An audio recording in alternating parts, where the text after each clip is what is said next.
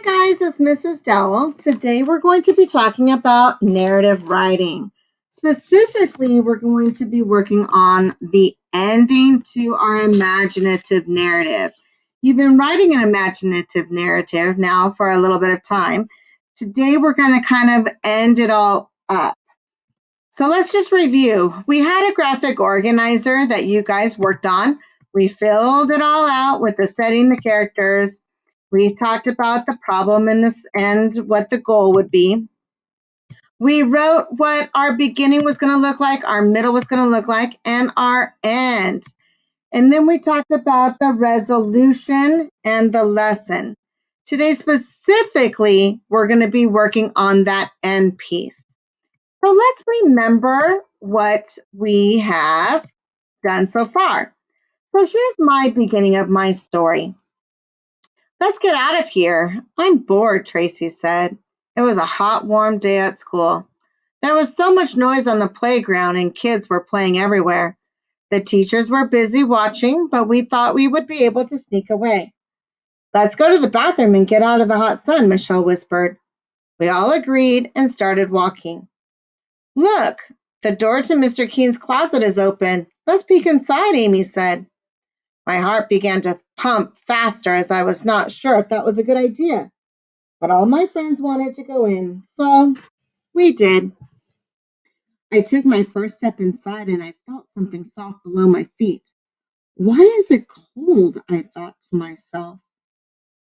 Now remember, guys, this is just my beginning. I'm just setting up the problem, okay?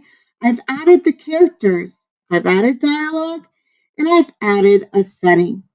So let's go on to my middle. Here it is. I tried turning around to go back, but Tracy had shut the door and I couldn't find it. My heart began to race even more, and I started to get really cold. I don't like this, you guys, I said. Let's just keep going. It's an adventure, Michelle said. I noticed that the ground was dirt, and all we could see were trees everywhere. I could hear the birds chirping. All of a sudden, we heard a loud roar.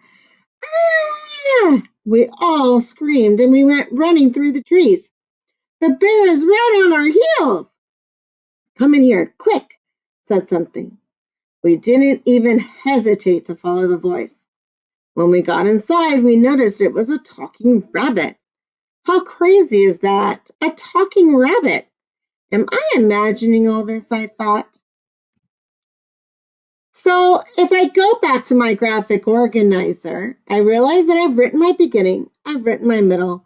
Now I need to write my end. My end says that the rabbit tells us to follow the road in the forest to the top of the mountain. We do that, and the rabbit stays with us, but he's hidden in the trees. And we get to the top, and the bear is there. We scream, and we do not know what to do. So that's what I'm going to include in my ending. Now I kind of need to just stretch all this out. I need to include dialogue. I need to include action. I need to include the setting, how the characters are feeling, what they're thinking, any type of sensory details. So let's see what I came up with. Oh, I also want to remember that today I'm writing the end to my story.